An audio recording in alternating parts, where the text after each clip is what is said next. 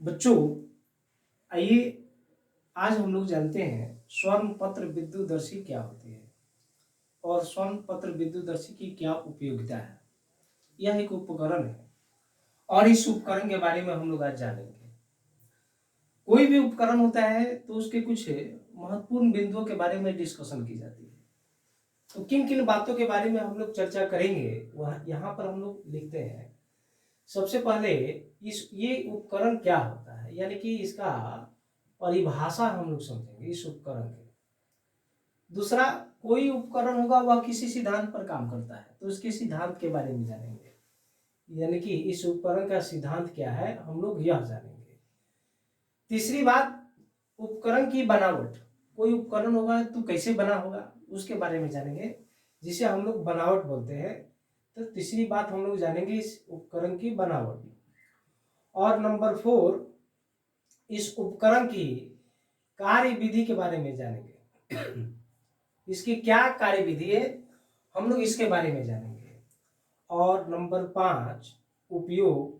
कोई उपकरण होगा तो उसका कुछ ना कुछ उपयोग होगा, उसके उपयोग के बारे में भी हम लोग जानेंगे। तो कोई भी इंस्ट्रूमेंट होता है, कोई भी डिवाइस होता है, तो उसके 5 पॉइंट पर हम लोग डिस्कशन करते हैं। वह उपकरण क्या है, उसकी परिभाषा, दूसरी चीज जो है उसकी सिद्धांत, उसके बनावट, उसकी कार्य विधि और उसके उपयोग के बारे में हम लोग जानते हैं। इन पांचों के बारे में हम लोग जो है डिस्कशन करेंगे और इस उपकरण का नाम है स्वर्ण पत्र विद्युतदर्शी। ये उपकरण का नाम है, ये आप स्वर्ण की जगह, सोने की जगह दूसरी चीज भी हम लोग उपयोग कर सकते हैं, लेकिन उपकरण अच्छा हो, उपकरण बढ़िया से काम करे, इसके लिए सोने की पत्ती का यहाँ पर उपयोग किया जाता है। इसलिए इस उपकरण का नाम हो जाता है स्वर्ण पत्र विद्युतदर्शी। सबसे पहली बात, स्वर्ण पत्र विद्युतदर्शी होती क्या है, विद्युतदर्शी किसे कहते हैं। तो हम लोग बोल सकते हैं यह एक ऐसा उपकरण है जिसकी सहायता से किसी वस्तु पर आवेशों की उपस्थिति एवं आवेशों की प्रकृति के बारे में जानकारी मिलती है। यानी कि इस वस्तु पर आवेश है कि नहीं है, कोई वस्तु है उस पर आवेश है कि नहीं है, इस बात का पता करने वाला जो उपकरण है उसका नाम है विद्युतदर्शी।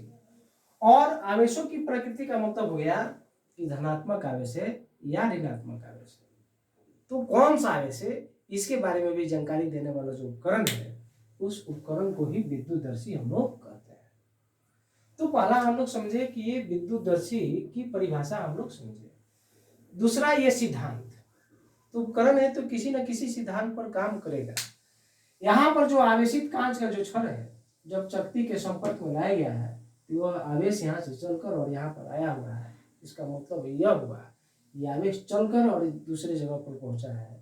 तो यहाँ पर आवेशन किस विधि के थ्रू हो रहा है, यानी कि जो आवेश यहाँ पर सिद्धांत जो काम कर रहा है वह किस सिद्धांत पर काम कर रहा है, इसे चालन द्वारा आवेशन हम लोग बोल सकते हैं। तो ये चालन द्वारा आवेशन होगा। तीसरी चीज हम लोग बनावट के बारे में जानते हैं, ये कोई उपकरण किस किस तरह से बना है।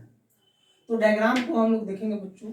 सबसे पहले कांच का एक बर्तन लिया गया है। कांच का बर्तन इसलिए लिए हैं क्योंकि उसके अंदर किस तरह की घटना घटित हो रही है बाहर से हम लोग अवलोकन कर सके, बाहर से हम लोग देख सके कि पत्तियों के साथ किस तरह का मतलब की बात हो रही है, वह किस तरह से व्यवहार कर रहा है पत्ती। तो इसके लिए हम लोग कांच का बर्तन लेते हैं। अब इस कांच के बर्तन के मुख पर कॉर्क लगाया गया है। तो कॉर्क यहाँ पर देखेंगे ये स्पंजी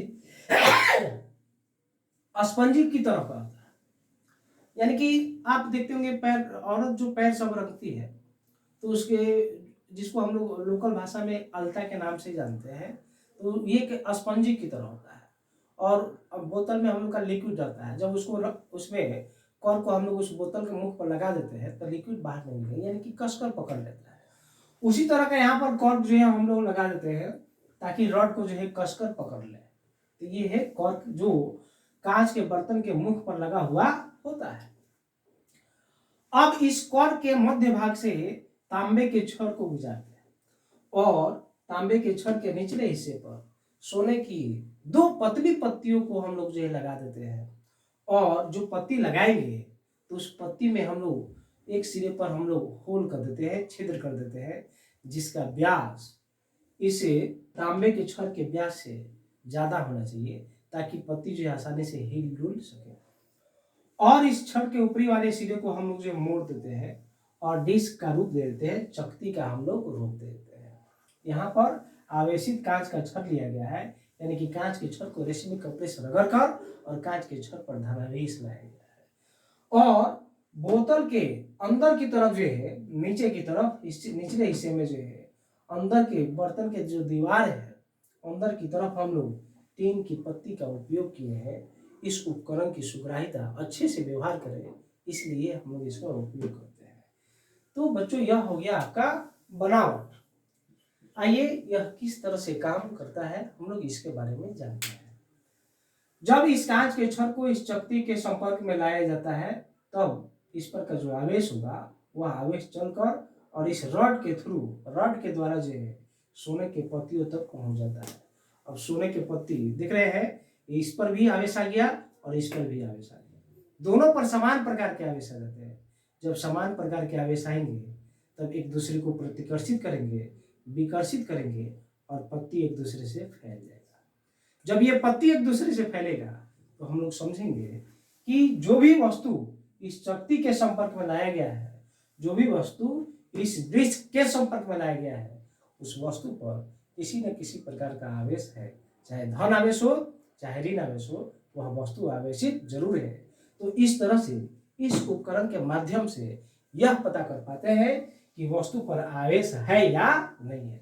अगर इस वस्तु पर आवेश नहीं होता तो यह पत्तियों में फैलाव नहीं होता।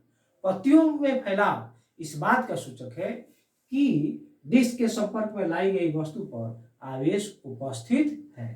अगर पत्ती ज्यादा फैलता है तो इसका मतलब है इस वस्तु पर आवेश ज्यादा है, पत्ती कम फैलती है, इसका मतलब है इस वस्तु पर आवेश कम है। नेक्स्ट अगली बात हम लोग का यहाँ पर है इसका उपयोग। तो उपयोग का मतलब हो गया कि इसका हम लोग किस लिए उपयोग करते हैं, तो किसी वस्तु पर आवेश उपस्थित है या नहीं है इसके बारे में जानकारी के लिए, और इसका प्रकृति भी पता करते हैं। प्रकृति का मतलब धन है कि ऋण है। अभी तो हम लोग जाने कि इस पर आवेश है या नहीं है। अब धन आवेश है कि ऋण आवेश है, तो देखिए ये कैसे है। इसके लिए जो हम लोग को इस पर पहले जानना होगा कि ये कौन सा आवेश है। तो एक वो जो पहले हम लोग का संपर्क बनाए हैं, पहले इसके बारे में जानकारी होनी चाहिए। मान लीजिए इस पर धन आवेश है। अब कोई दूसरा वस्तु लाते हैं जिसको हम लोग आवेशित करते हैं।